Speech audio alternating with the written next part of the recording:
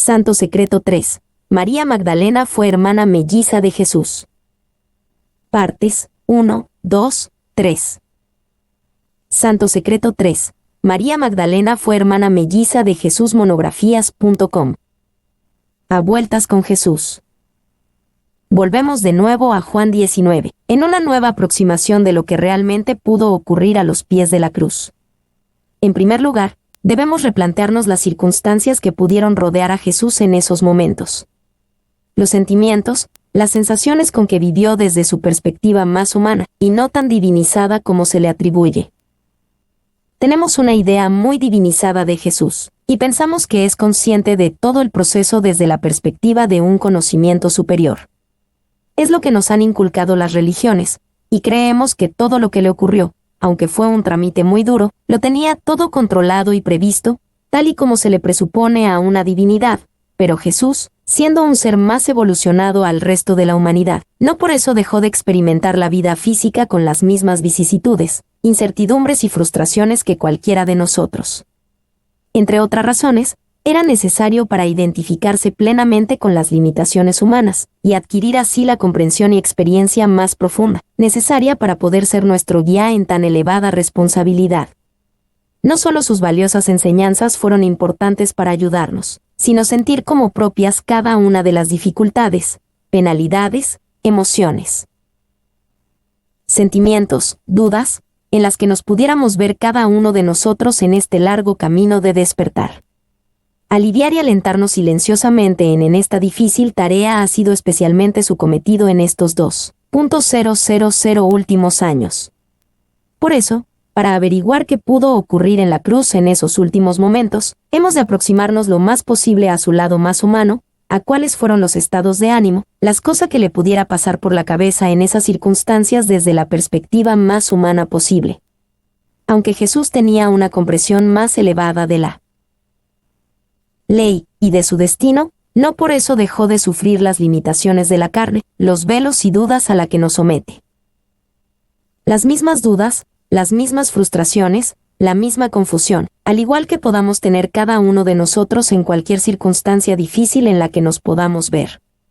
Es el camino de probación de todo iniciado, y él, especialmente como nuestro mentor, tuvo que pasar por todo tipo de experiencias y pruebas, para poder tener el conocimiento completo y más profundo, la perfecta comprensión de cualquier circunstancia en la que nos podamos ver, y así poder ayudarnos en nuestra evolución con su experiencia personal. Por eso que, es necesario entender que él vivió esa y cualquier experiencia en la carne, como un humano más, con las mismas expectativas, sentimiento, dudas y frustraciones, como nos pueda ocurrir a cualquiera de nosotros.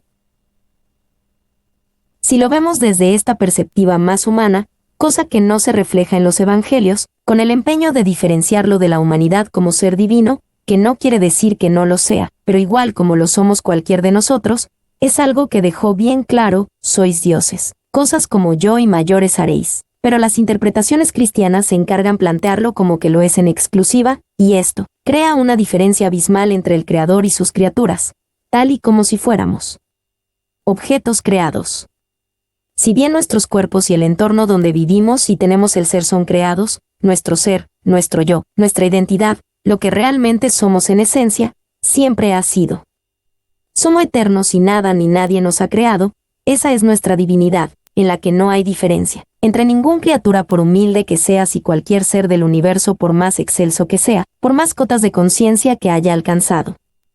Pues si vemos a Jesús desde esa perspectiva más humana, o de igualdad, podremos entender con más naturalidad y lógica qué es lo que realmente pudo haber ocurrido a los pies de la cruz. Las circunstancias de sufrimiento y extrema brutalidad que sufrió en sus últimos momentos, en la misma medida que fue de sufrimiento físico, también puso a prueba su integridad y determinación espiritual al ver que todo terminaba en un fracaso y en las más absoluta soledad. Es decir, se puede aceptar una prueba, afrontarla con entereza, cuando se sabe que de un modo u otro se van a cumplir los objetivos, pero si llegado el momento ese resultado se resuelve en un fracaso estrepitoso, ¿con qué ánimo se puede afrontar esa situación? Un fracaso que venía apuntando ya desde el principio, desde su entorno familiar, mucho antes de empezar su ministerio público, que se rubricó con la total incomprensión de sus discípulos en la última cena y que culmina en la demoledora soledad de sus últimos momentos. Jesús hubiese escapado de tener que pasar por ese durísimo trámite si los suyos hubiesen entendido su propósito, si hubiesen aceptado su plan. Un plan que pasaba necesariamente por derogar la tradición judía y a su Dios. Un Dios colérico, vengativo, cruel, que exige sacrificios, etc. Y aunque todo respondía a un proceso superior de iniciación y era necesario que así ocurriese, sin embargo, aquí en la tierra, y en sus limitaciones humanas, Jesús sintió ese fracaso, y lo sintió especialmente en la incomprensión de los suyos. El no haber podido convencerles. Es en la última cena donde Jesús abandona definitivamente la idea de convencer a los suyos, de apartarlos de las tradiciones judaicas, de ese Dios colérico y vengativo, mostrándoles con su ejemplo de vida que hay un Dios de amor que nada ni nadie lo puede ofender ni encolerizar. La idea de implementar un modelo social basado en el amor, y apartado de las crueles y duras tradiciones de la ley mosaica, parece que no iba a ser posible. Y Jesús acepta ese resultado, no sin antes reprocharle a los 11, a todos excepto Judas, que habían traicionado su proyecto, que mucha admiración y devoción pero que en lo sustancial, en salirse de las brutales y despiadadas leyes y tradiciones mosaicas no estaban dispuestos. Ellos continuaban sin entender, y es por lo que ante esa acusación velada de Jesús en las últimas cenas, cada uno pregunta, ¿he sido yo? La traición en el sentido que se achaca a Judas. Es una acción que solo puede ser consciente y deliberada. En ese supuesto no tiene sentido preguntar si soy yo quien ha traicionado o planea hacerlo. Si cada uno de los discípulos pregunta, ¿he sido yo? Es porque hay una acusación general velada que nadie entiende, solo Judas entendió la elevada misión de Jesús, y fue su único apoyo y colaborador hasta el último momento. Tal y como narran los evangelios, en la última cena se le sitúa al lado de Jesús, si bien son imprecisos en narrar quién en realidad es el discípulo con quien tiene esos gestos de especial afecto, como para estar reclinado sobre su pecho durante la cena. Unos dicen, las interpretaciones más oficiales, que si es Juan el discípulo amado, y últimamente se viene insinuando que si en realidad era María Magdalena como compañera sentimental y discípula, pero esos gestos que se atribuyen como amorosos, en realidad son de complicidad. Ante el más que sonado fracaso con los suyos, y para llevar a cabo su última propuesta y condiciones al Sanedrín, la élite sacerdotal del templo, Judas Iscariote hace de mediador, es en la última cena donde Jesús decide si va a continuar, o no, con su proyecto, y donde plantea seriamente la cuestión a los discípulos, también la posibilidad de evitar esa durísima prueba, pero es una cuestión, como veremos más adelante, que sus discípulos ya empiezan a tomar con entusiasmo. Y ante la actitud terca e ignorante, es cuando decide terminar con esta situación y entregarse definitivamente a su destino, que precisamente coinciden con las intenciones del Sanedrín, la élite sacerdotal judía, y es para llevar a cabo ese propósito que necesita la colaboración de Judas. Con el propósito de recibir la consignas y propuesta que ha de llevar al Sanedrín, Judas adopta la máxima discreción y se acerca a Jesús aproximándose muy cerca a sus labios y oído, y esta posición es lo que se interpreta como que está apoyado sobre su pecho en gesto amoroso. Una actitud que por supuesto despierta la envidia y suspicacia de sus colegas, no por lo amoroso, sino por lo confidencial. Una envidia que ya venía amasándose de tiempo atrás, no solo porque pudiesen ser el hombre de confianza de Jesús, sino porque en las interpretaciones de sus enseñanzas habían profundas discrepancias entre Judas y el resto de los apóstoles, y todos sabían que Judas iba a ser un firme opositor a la continuidad de la ley mosaica, cosa a lo que no estaban dispuestos en lo más mínimo el grueso del apostolado. De ese modo para los 11 era inevitable que en ese lote de sacrificio fueran los dos.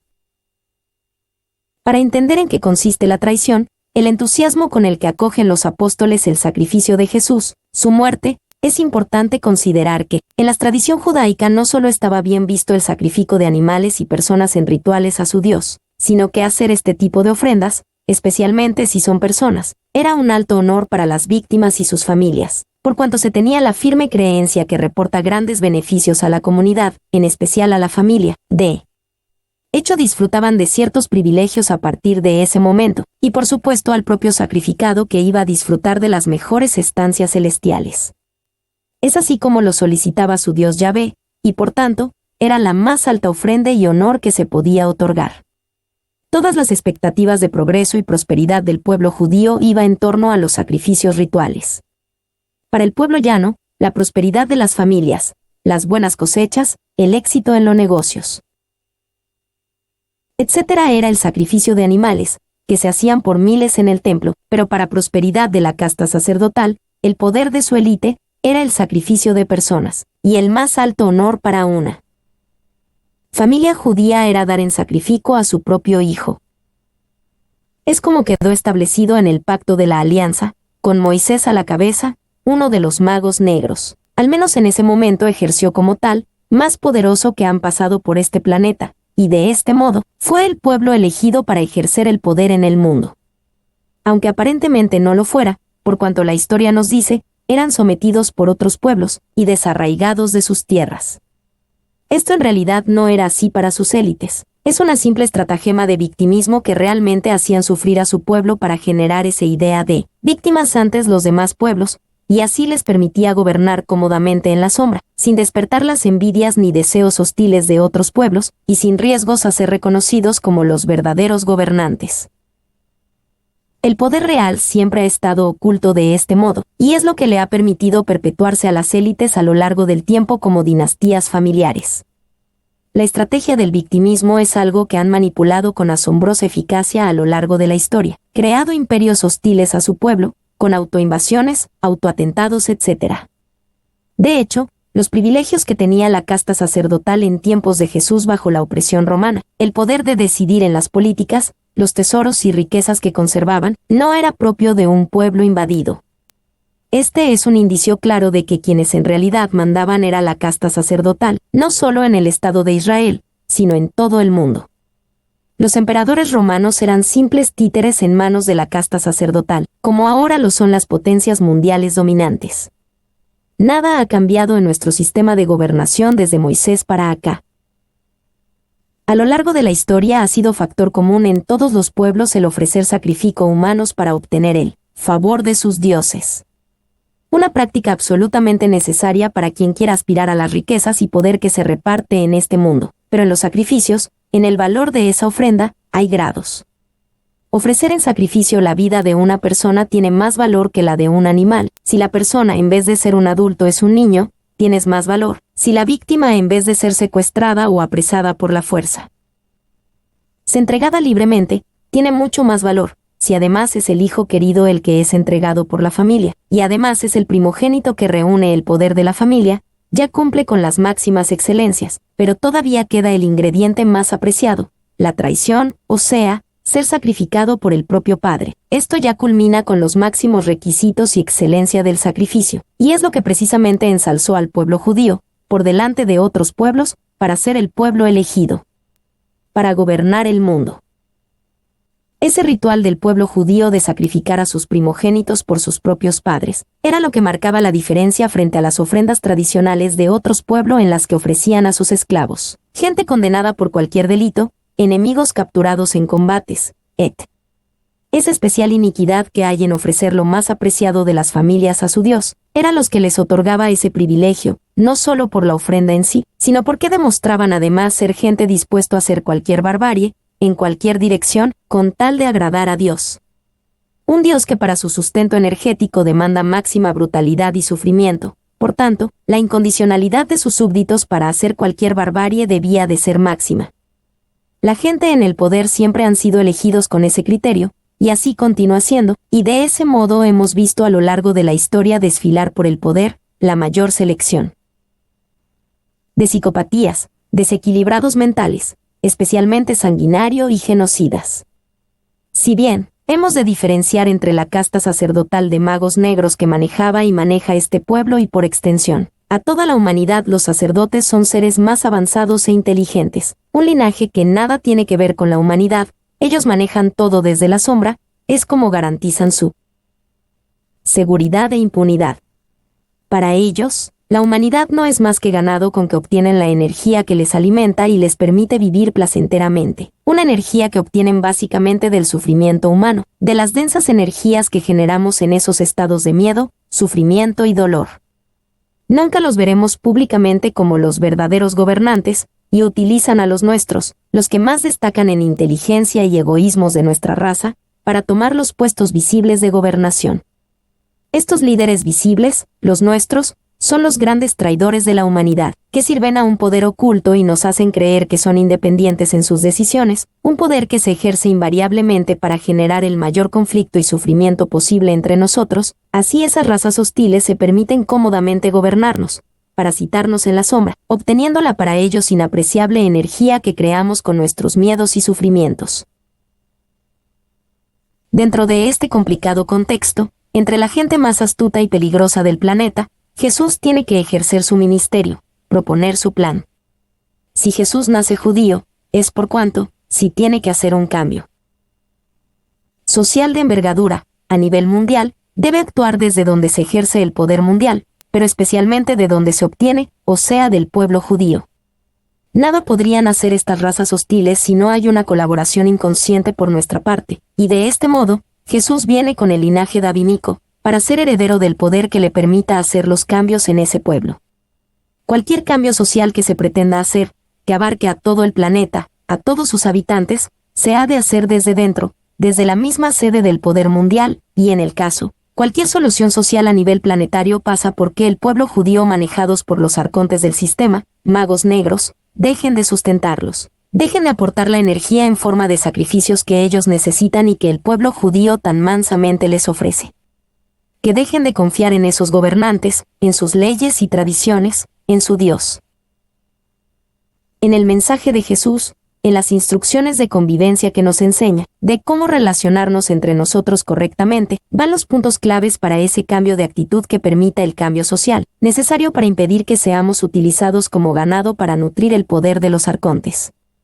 En su mensaje, no solo había el propósito de marcar las pautas para acelerar nuestra evolución espiritual, cosa que sin duda era lo más importante, también albergaba el deseo de que ese cambio social que se llevaba consigo, y que se podía hacer ya, en primer lugar liberarnos de esa estirpe parasitaria, y que ese proceso de evolución y despertar espiritual fuese más por la vía del conocimiento y conscientemente, y no a puro sufrimiento como vino a ocurrir a lo largo de los postreros 2.000 años. Pero sus seguidores, abducidos hasta la médula por la poderosa influencia psíquica de estas entidades, siguen apegados a esas ancestrales costumbres, a la ley y tradiciones mosaicas, y al ver Jesús que nada va a poder cambiar en ese sentido, es cuando presenta esa última opción. Es un gesto de verdadera humildad cuando precisamente está siendo traicionado por la ignorancia de los suyos. De ese modo deja los medios, el procedimiento para evitarles, al menos, el trámite tremendamente cruel y humillante de ofrecer en sacrificio a sus primogénitos, rescatarnos de ese modo de esa exigencia tan tremenda y cruel en que se estableció el pacto de la alianza. Jesús vino a rescatar de esta situación de esclavitud no solo al pueblo judío sino a toda la humanidad, derogando en primer lugar ese singular y cruel ritual por el que los arcontes obtenían del demiurgo de este sistema el poder del mundo. En ese sentido, Jesús sabe que no va a poder cambiar nada, y vive sus últimos días como una derrota. El rechazo, más concretamente, la traición de sus seguidores, es lo que le hace deponer en sus pretensiones de implementar un nuevo orden social aquí en la tierra. Y esta derrota se rubrica en la última cena. Esa reunión tiene la finalidad de dejar claras las posiciones de cada cual. Si hay o no, un firme propósito de abandonar las antiguas creencias y tradiciones. No es un planteamiento de elegir entre estar conmigo o contra mí, pero la actitud de apego hacia las antiguas creencias, de estar subordinados a esa fe es demasiado fuerte, y es lo que en última instancia les reprocha, cosa que lógicamente desde la obsesión de la fe de las religiones. Es una influencia obsesiva hipnótica que generan los demiurgos, no se entienden, y muestra de ello es que ante la acusación velada de traicionar su proyecto todos preguntan, ¿he sido yo? Y es aquí que Jesús hace una muestra de enorme comprensión y sobre todo de humildad. Cualquiera por despecho hubiese dicho, si no aceptáis mi propuesta, y queréis que continúe todo igual, también incluye esa terrible tradición de sacrificar a vuestros primogénitos. Hay que apechugar con todo. Aunque también sabía de la profunda ignorancia y de la todavía necesidad de despertar por el duro camino del sufrimiento. Jesús en ese gesto de infinita humildad y comprensión de la naturaleza humana. En esta fase evolutiva, y sobre todo de amor a sus discípulos, se ofrece para evitar la parte más cruel y humillante de la tradición judía, evitar de ese modo que su amado pueblo tenga que ofrecerse tan mansamente a esas prácticas tan despiadadas, crueles y humillantes. Y hace una renovación del pacto de la alianza, con un nuevo ritual. No hace un nuevo pacto, diferente, como interpretan las religiones, simplemente renueva el ritual al transmutarlo en su propio sacrificio, y como máximo y legítimo representante de la estirpe judía, de su pueblo. Un ritual que viene representado con sus símbolos. Los símbolos son el sello de identidad de un ser, donde tiene anclado energéticamente su propósito y voluntad de acción, su identidad, carácter, fuerza y acción en su centro de poder. Jesús les proporciona sus símbolos para cada vez que se invoquen, se pueda sustanciar esa ofrenda en las energías que se crearon con su sufrimiento. Es lo que los magos negros dan en llamar la transubstanciación, y que lógicamente se debe hacer ante la presencia de Jesús sufriente y derrotado. Ese ritual satisface igualmente las necesidades del demiurgo, y por tanto, la élite sacerdotal de magos negros, igualmente consiguen sus privilegios de poder. En esta ocasión, el participar del ritual de la Santa Cena, son los 11 discípulos quienes están ejerciendo de magos negros, los que comen y beben del cuerpo y sangre de Jesús, pues solo ellos son los que comen y beben, y es necesario que sea hecho por ellos por cuanto se necesita el ingrediente de la traición. No quiere decir que sean magos negros, pero si nos dice que esta práctica se va a generalizar, va a salir del estrecho círculo de la élite sacerdotal judía, y va a ser practicada por gran parte de sus seguidores, que sin ser magos negros, o de la estirpe elitista, del Sanedrín, se apuntan a divulgar las enseñanzas de Jesús bajo la subordinación a esa estirpe, y bajo la premisa de la traición. Y de este modo, sus discípulos que ven que no va a liderar ninguna cruzada, aceptan ese sacrificio, y forman parte de un ritual, al comer la carne y beber la sangre, que solo estaba reservado a los magos negros, sacerdotes principales, del templo. Cuando Jesús se presenta en Jerusalén montado en un burro, lo hace en calidad de ofrenda de sacrificio. El júbilo con que lo acoge la gente no es porque venga como líder espiritual, como Mesías libertador a tomar posesión de su cargo, eso no lo hubiesen permitido nunca las autoridades romanas, sino como víctima de sacrificio, entendiendo ahora la gente que esa era la forma más efectiva de conseguir la liberación del pueblo judío. En la sociedad de entonces, estas ofrendas no solo se asumía con naturalidad, sino además con gozo, era un alto honor para quien se ofrecía a sí mismo o a sus hijos en sacrificio por el bien de la comunidad. Y el más alto servicio que ahora se podían esperar de Jesús, que se negaba a tomar las armas. Para liberar a su pueblo, era ofrecerse en sacrificio. Eso lo aceptaron sus seguidores y todo el pueblo judío con gran júbilo. Una ofrenda de tan elevada condición debía traer en la misma medida los más altos favores de Dios. De su Dios. Su liberación definitiva.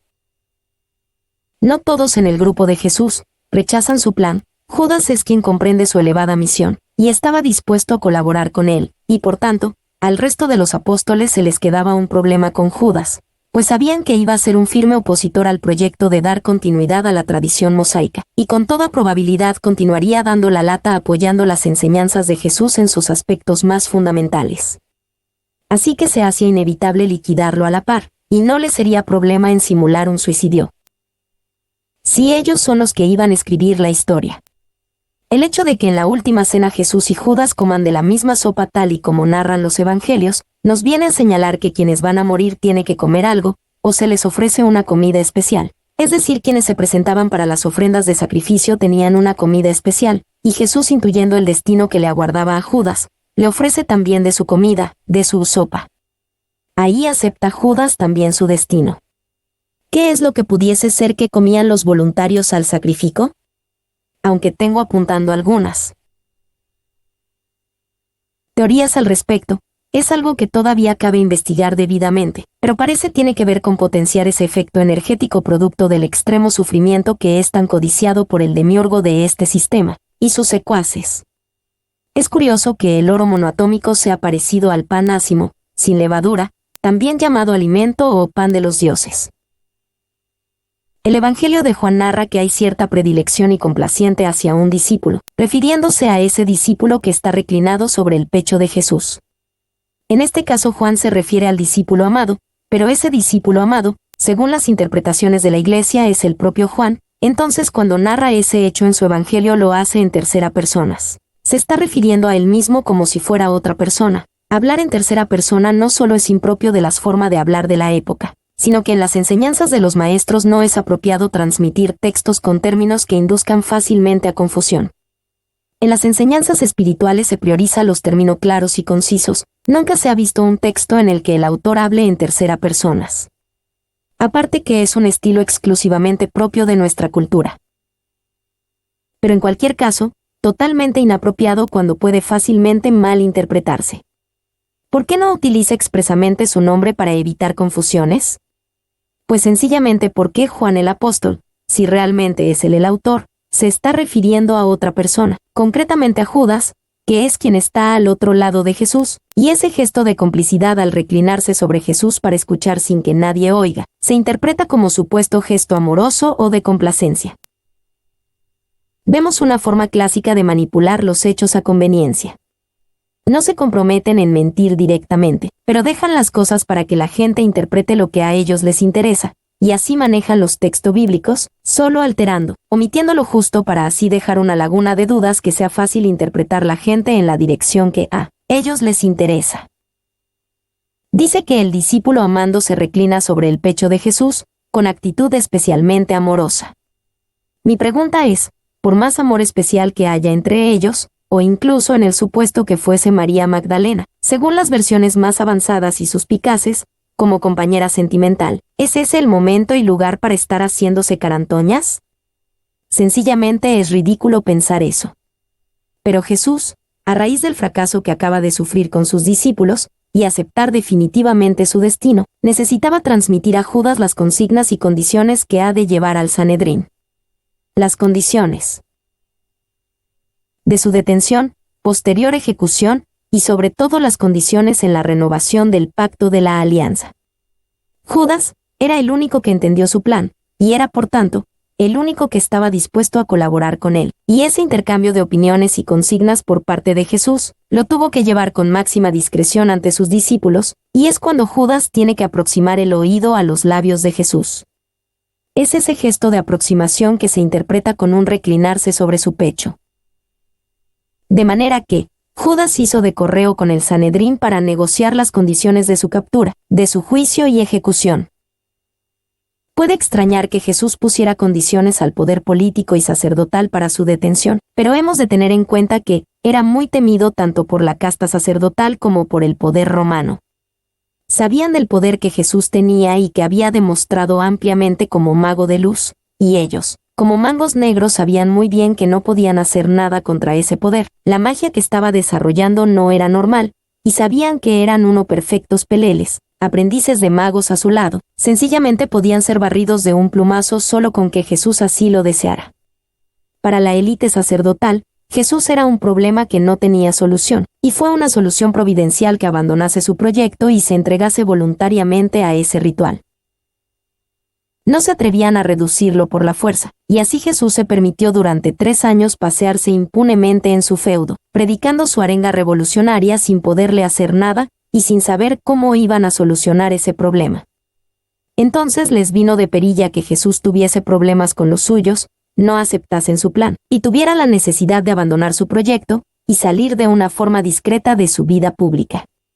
Podría haber abandonado simplemente, sin más, y sin tener que pasar por ese duro trámite que fue la cruz, pero ese fue un proceso iniciático necesario, que como veremos más adelante va más allá de sus enseñanzas, e implica cuestiones fundamentales en su iniciación como rey, y para establecer su reino. Lógicamente él no abandonó su proyecto, todo se estaba consolidando en nuestros planos, o esferas superiores de realidad, anclando firmemente su proyecto de despertar, que continuó y continuará por tiempo indefinido. Hay algunas teorías al respecto de que Jesús no muriese en la cruz, y es probable que así fuese. Incluso en el mismo contexto bíblico apunta circunstancias que pueden apoyar esta teoría. Bien es cierto que no es relevante para su misión, pues tanto en una opción u otra, su proyecto o misión para con la humanidad está perfectamente concluido, pero es muy posible que él, y ahora a título personal, deseara continuar con su experiencia física, relacionada especialmente con su proceso evolutivo particular o simplemente de consolidar su proyecto. Es muy probable que así fuera. Pero para nosotros, esta cuestión no es relevante. Su trabajo, su misión para con la humanidad queda perfectamente completada y concluida en ese proceso iniciático que fue la cruz. Pero abundado en esa teoría, que Jesús sobreviviera a la cruz, y así lo pactara con el Sanedrín, explicaría por qué la ejecución se produce un viernes, el día antes al descanso sabático, en el que estaba rigurosamente prohibida cualquier actividad, y por tanto, sin tiempo suficiente para este tipo de ejecuciones. Generalmente en estas ejecuciones los reos no mueren por las heridas causadas, sino por asfixia e inanición. La fuerte tensión que ejercen los brazos en la caja torácica les impide respirar con normalidad. Es necesario erguirse para liberar esa tensión y por tanto poder respirar. Cuando la persona empieza a perder fuerza de forma notoria y no puede erguirse lo suficiente, es cuando empieza a desfallecer por asfixia, pero este proceso solía durar días. Incluso se documentan casos de estar hasta 4 o 5 días suspendidos en la cruz. Es por tanto, el viernes, el día menos indicado para hacer este tipo de ejecuciones, y es muy probable que esa fuese una de las condiciones que puso Jesús. También negoció el lugar de su prendimiento, y que no fuesen arrestados ninguno de sus seguidores. De haber traicionado Judas a Jesús cuando abandona la cena previo a la celebración de la Eucaristía, lo lógico es que hubiese sido apresado en ese momento.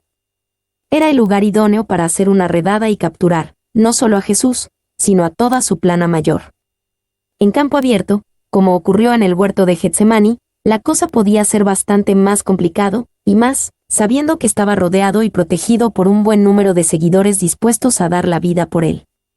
Sin embargo, la comitiva que va a prender a Jesús, unos pocos soldados, muy pocos, algunos sacerdotes y paisanos, no era precisamente un cuerpo militar de élite que iba a enfrentarse a un grupo numeroso rebelde o terrorista. Era muy evidente que sabían que no iban a encontrar resistencia. Judas se adelanta a la comitiva y le da un beso para identificarlo, eso nos cuenta los evangelios, pero ¿era necesario identificar a Jesús, y más cuando sale al paso de la comitiva? Un personaje de sobra conocido por todos, especialmente por la policía del templo y los sacerdotes. Es del todo innecesario que Judas se acercara para identificarlo, y aun con la necesidad de identificarlo, es inapropiado que lo hiciera con un beso. Judas se acerca al odio de Jesús para decirle cómo han ido los acuerdos, para participarle discretamente que ha sido todo conforme y según lo establecido. Y nuevamente ese gesto de acercarse al oído se interpreta ahora como un beso. Los evangelios a continuación refieren una pequeña resistencia por parte de Pedro, pero, ¿de verdad pensamos que hubo un conato de resistencia, cuando todos aceptaban ese final? En la última cena todos aceptaron a Jesús como ofrenda de sacrificio, incluido Pedro. ¿A qué viene entonces oponer resistencia? Pero Pedro no pretendía evitar su detención, sino que, siendo que Jesús no oponía resistencia, no había motivo alguno para atarle las manos para llevarlo. No era necesario hacerle pasar esa humillación. De modo que Pedro lo que intenta es arrebatarle la cuerda que en ese momento sujetaba con la boca el soldado que iba a atar las manos de Jesús. Para reunir las manos de Jesús y sujetarlas, el soldado necesita libres sus dos manos, e improvisadamente sujeta la cuerda con la boca. Pedro, a fin de arrebatarle la cuerda de la boca, la enlaza con la punta de su espada, y tira hacia arriba con fuerza, con la mala fortuna que le corta una oreja. Si la oreja se la hubiese cortado consecuencia de un mandoble fallido en la cabeza, no solo le hubiese cortado la oreja sino herido también el hombro, y ante una agresión de este tipo, el resto de soldados hubiesen liquidado a Pedro en el momento. Sabemos que Pedro precisamente no eran de los que demostraron fidelidad y coraje a la hora de reconocerse seguidor de Jesús, y es muy poco probable una acción defensiva por su parte en esas circunstancias, y mucho menos suicida como hubiese sido el caso, simplemente quiso impedir una humillación innecesaria que produjo un incidente no deseado. Todos aceptaron que Jesús muriese como ofrenda de sacrificio, menos Judas. La prueba más dura que tuvo que superar a lo largo de su vida, no solo durante su ministerio, sino previamente, desde su mayoría de edad, fue apremiándole desde su entorno familiar a asumir y responsabilizarse de su destino, un liderazgo que no podía ser de otro modo que a punta de espada, capitaneando una cruza político-militar contra el imperio opresor. Esa fue su gran tentación, no la oferta, de ser cierta, que le hizo el demonio o gobernante de este mundo en su retiro al desierto. El demonio en todo caso estaría operando a través de su familia, y posteriormente de sus seguidores. Aunque él tenía claro que esa no era su misión, no dejaba de ser una tentación, como la pueda ser para cualquiera de nosotros cuando se nos ofrece un cargo de esa importancia, cuando se nos ofrece el poder, pero para él, no fue suficiente con rechazar esa tentación una vez, ni unas pocas veces, sino que fue una presión continuada, y cada vez más exigente, que tuvo que soportar a lo largo de toda su vida adulta. Tal era la certeza que tenía su gente de que él era el Mesías, y la esperanza tan grande que en él tenían depositada. Lo más tremendo y que dejaba perplejos a propios y extraños, es que ese Mesías tan largamente esperado y anhelado, saliera inofensivo, se negara a tomar las armas, como era lo más normal en todos los líderes judíos. Jesús, además de la presión tan enorme que sufría con los suyos, también tuvo que lidiar con sus propios deseos personales. Recordemos, como cualquiera de nosotros, por más elevados espiritual que estemos, siempre es una tentación tener una posición privilegiada en este mundo, y aunque se sabe que no se debe asumir el poder en la tierra, por el cual directa o indirectamente se debe obediencia al regente de este mundo, siempre hay mil excusas para autojustificarse, incluso pensar que desde dentro del sistema se pueden cambiar las cosas. Ese rechazo a las pretensiones de su gente creaba una relación familiar tensa, un ambiente de continua reprobación y desprecio a su actitud, que lógicamente le generaba un gran desasosiego y cierto sentimiento de culpa. Para su madre, era absolutamente inexplicable que no aceptase, ella que sabía de primera mano, con toda certeza que era el Mesías, y con ese carácter noble y fuerte que amaba con pasión a su pueblo, y que sentía a su pueblo como una gran nación, ahora sometida miserablemente por el Imperio Romano, que saliese su hijo, la gran promesa, el tan anhelado y esperado por todos, y anunciado por los grandes profetas, dando larga continuas a esta idea, agachando la cabeza ante sus exigencias y con excusas vanas. Esta cuestión la enervaba sobremanera. Un ambiente de reprobación y tensión que Jesús tuvo que solucionar marchándose, alejándose de su familia, donde no tuvo más remedio que ausentarse largas temporadas. Se dice que su juventud la pasó viajando por países lejanos con el propósito del aprendizaje, de preparar su ministerio público. Y es muy posible que así fuese por largas temporadas, pero la mayor parte del tiempo estaba en pueblos cercanos, trabajando, esperando su hora. No fue fácil para Jesús no ceder ante tal exigencia. Su prueba más dura, la tentación más difícil de superar, fue a manos de los suyos. Para un conocedor de la ley, el presentarle ofertas puntuales como la que se supone hizo el gobernante de este mundo, en la sombra, a Jesús, un signo de adoración y sumisión directa y consciente, a cambio de los reinos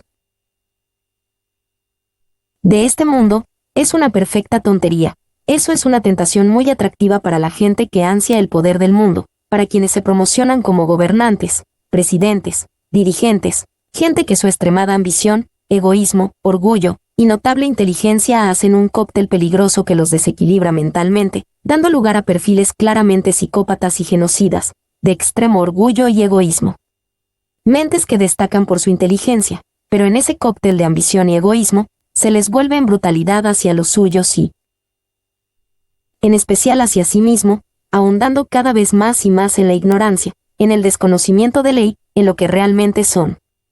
Este tipo de tentaciones, para Jesús que conoce perfectamente la ley no podía hacer mella, y más proveniente directamente del demiurgo de este sistema, pero otra cosa es la presión sistemática con la que fue acosado por los suyos para que aceptase, y con el atractivo camuflaje de ser nuestros demonios camuflados con las personas que más amamos. Así han de ser probados los aspirantes a regentes del espíritu, nada, ni nadie, puede quebrantar la firme determinación de servir dentro del plan maestro de nuestro despertar. Esta fue una etapa difícil que le persiguió durante toda su vida adulta, pero sus momentos más difíciles sin duda fueron la cruz. Más allá del dolor físico, vivió momentos de verdadera angustia, absolutamente demoledores, donde todo se derrumba en su derredor, y se siente abocado como a un pozo de profunda oscuridad sin fin, a su propia extinción, y es sentir la soledad. La soledad más profunda y aniquiladora que podamos imaginar. Recordemos que él, a pesar que era un ser más elevado, con una conciencia y comprensión mayor que el común de los mortales, como hemos dicho, no por eso dejó de sufrir todo tipo de vicisitudes y penalidades, con las limitaciones físicas, emocionales y mentales, como cualquiera de nosotros, exactamente igual, y debía pasarlo aún en su mayor grado de intensidad si cabe, para saber de primera mano cómo conducirnos y ayudarnos correctamente en nuestro camino de despertar.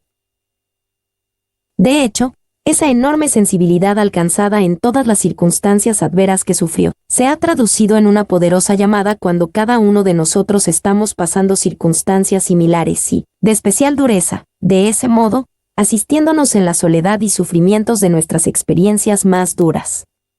Tal es esa sensibilidad que, a pesar que su reino no es de este mundo, el intenso sufrimiento de la humanidad durante estos 2000 últimos años, lo ha tenido permanentemente presente y atado a este planeta, a este plano, asistiéndonos en nuestras horas más difíciles. Ha sido y está siendo su labor más importante aquí en la Tierra.